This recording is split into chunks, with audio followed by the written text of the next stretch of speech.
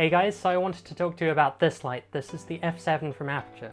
Now this is designed primarily as an on-camera light, so if you're doing news broadcasts, documentary shoots, or even weddings, things where you just don't have complete control over the light, this is great sometimes to just have a light on your camera and be able to even things out. Maybe because it's too dark and you just need a little bit more of a punch on the face, or maybe it's just sort of uneven lighting or unflattering lighting, or even if it's like fluorescent lighting that's giving you a green tint, this kind of thing will just even all of that out, which is really cool.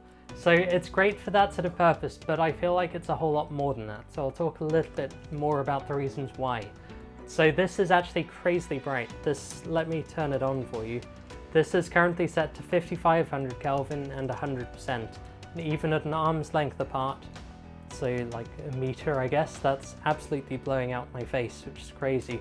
I'm at 320 ISO f2 at the moment, so that's seriously giving you a lot of punch. It's got a bicolor range of 3200 Kelvin, which is still quite punchy, all the way up to 9500 Kelvin, which is super blue, super cold, and again packs a real punch.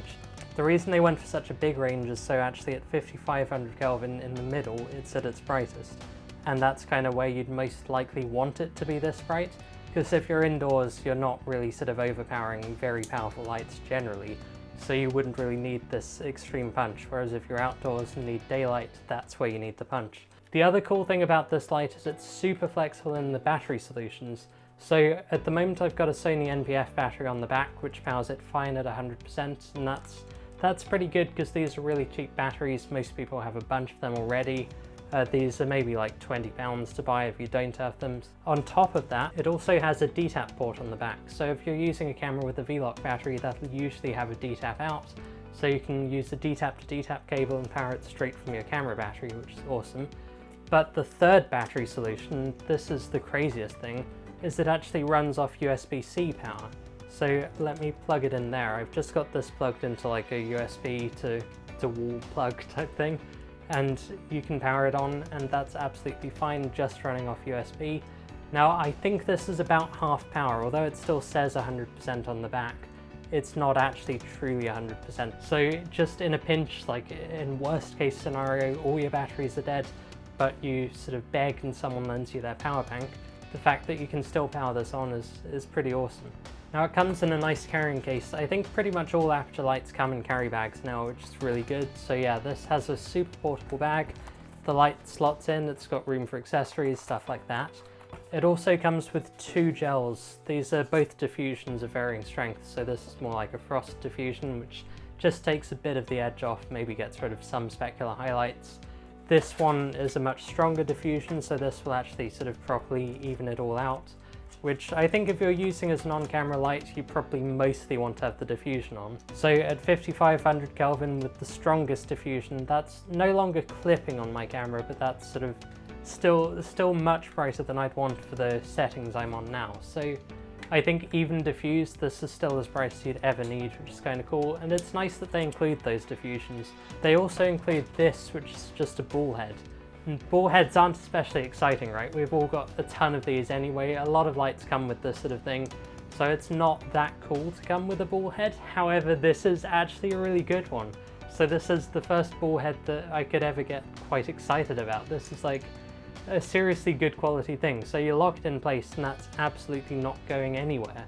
Normally these ball heads, you lock them and they still sort of move a bit and they're not great, and you put a light on them and they just immediately fall. But this actually, it's really heavy, it's solid metal, entirely solid metal, besides, I guess this bit's like plastic and rubber and stuff. But yeah, it's like really well built. It's got a 3/8 inch thread, it's got a 3/8 inch, it's got a 3/8 inch, it's got a 3/8 inch, it's got a 3/8 thread on the bottom. It's got a cold shoe, so if you've got a camera which just has like a cold or hot shoe mount, you can put this straight on that, which is cool. You could equally put it on a magic arm if you wanted, there's no reason why not, but just having a ball head included in the kit means you always have it with you. Now the light itself has a thread on the top and the bottom, so you could put it on either. There's no real reason to put it on the top versus the bottom, but the other thing is you could actually attach something else onto the top. So for example, if you wanted a second of these lights, you could like put that on top of the first and then build like a whole tower of them, which would be crazy. I don't know why you'd do that, but you could, which is cool. You could equally attach a monitor. I'd recommend probably something that's not too heavy, because the light is plastic. It's well built, but I wouldn't put too much weight on these threads. But if your camera only has one hot shoe and you have to choose between a light or a monitor, you could probably safely get away with doing both with this, which is a really nice feature. So I really love that. It's great they include the top and bottom threads. But I said I thought this was more than an on-camera light, so I'll tell you why. It is absolutely bright enough to bounce this light.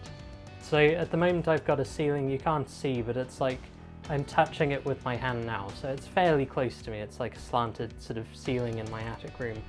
But bouncing this light off that's now providing still too bright a light on my face, but if I turn it down to like 50%, that's now providing sort of a nice bit of fill on my face, just bouncing it off the ceiling, which is crazy to be able to do that with such a small light.